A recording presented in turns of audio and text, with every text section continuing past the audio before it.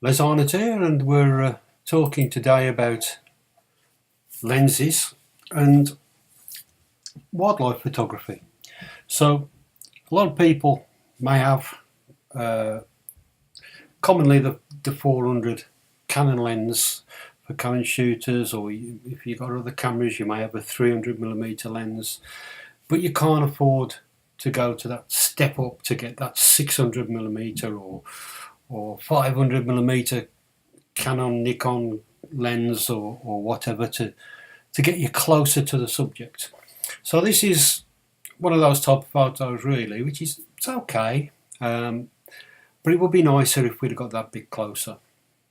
So the hard thing is, say we're talking about Canon, so you can get the 400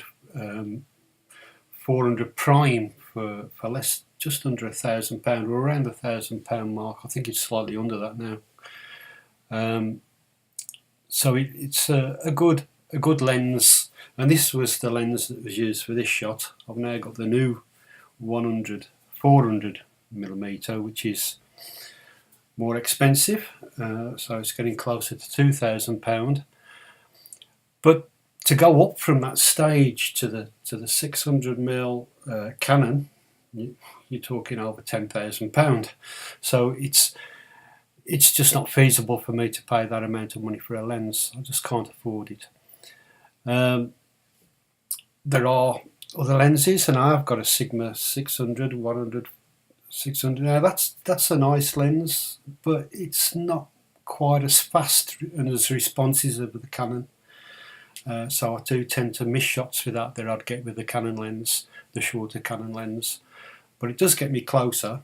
The quality isn't quite as good as Canon, but it's okay. So that's something you can go. The Sigma contemporary and sports lenses are quite good for that, but they're not as good as the Canon. So let's say you've got the Canon 400, or say Nikon 300, 400, and you want to progress your photography and get that bit closer without spending the money. Is there a way around it?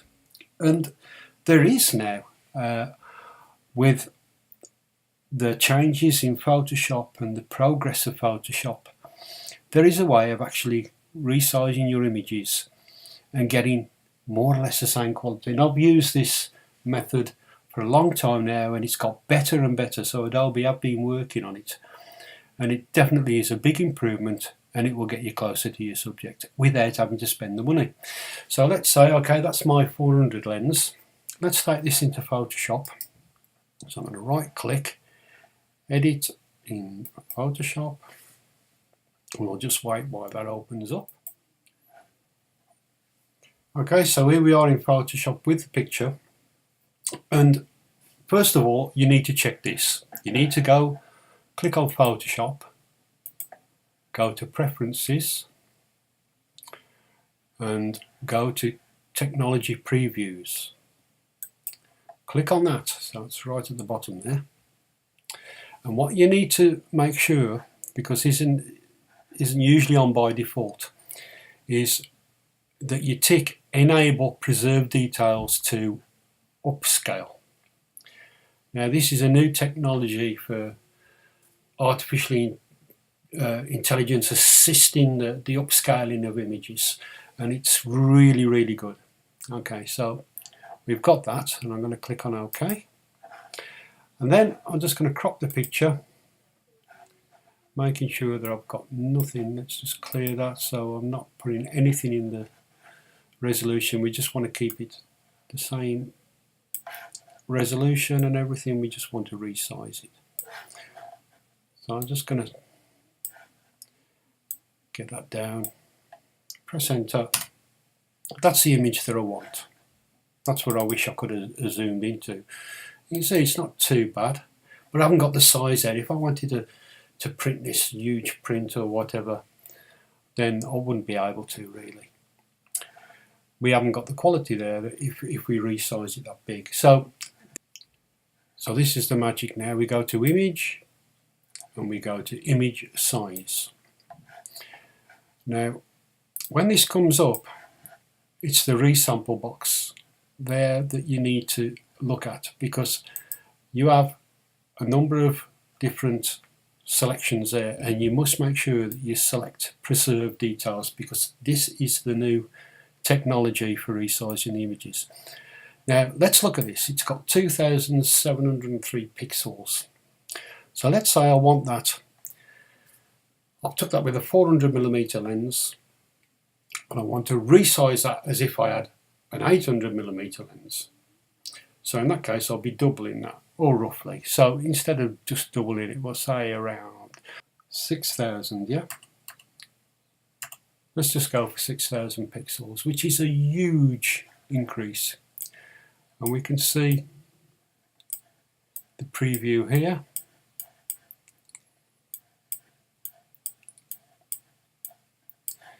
I'm just going to reduce the noise slightly. And you don't have to reduce it a lot, I'll be honest. So remember, we're now resizing this to 6000 px, which is very large. Let's just look at that. Look at the quality. Okay, now I've made large prints by doing this, and I can assure you, you hardly lose any detail whatsoever, and the noise is really acceptable. Much more so than getting a cheaper lens and going for 600mm. I mean, the beauty is I'm saying that, but if you have got, say, a Sigma 600mm, then you can still do this, and you can get even closer. You know, so it's I'm not saying, you know, you shouldn't have spent that money on it, because it just helps you even more. What I'm doing now, I'm just using the blur tool, and I can just smooth the background down just a little bit more in places, and that will just give me the perfect finish before I just add a little bit of sharpening.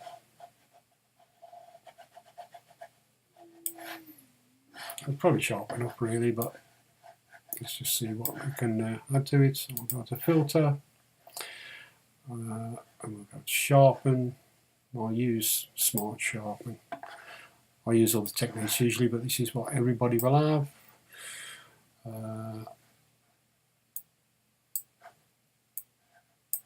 Don't need too much sharpening on there, so I'll just give it a radius of about 7. Noise reduction we'll keep fairly low, because we've already done a bit of noise reduction. 17, that's fine. Click on OK.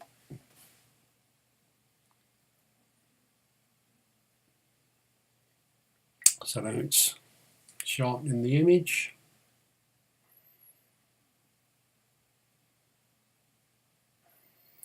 Okay, so that's the full size. Huge. It doesn't, you know, doesn't fit on the screen. So that would print out beautifully. Now I'm just going to put my name on that, because I might actually use that. So I'll just go to my libraries and stick on my signature.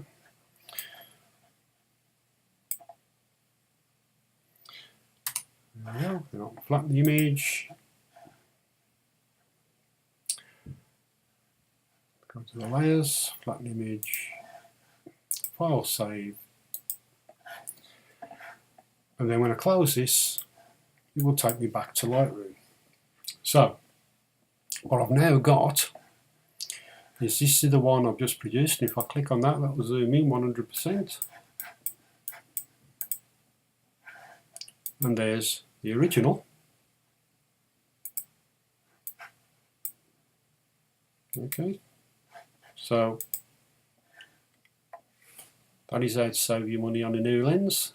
And the quality, you will see a little bit of noise on it, but remember we've gone to 6. I mean, it's, when you print that out, you don't see that at all, and when you're viewing it normal on a screen, you won't see that at all. The quality is much better than buying a cheap long lens. So it's a big saving. If you've already got that decent 400mm or the decent 300mm or even a 200mm, that'll take you to, you know, you'll be able to resize equal to a 400mm.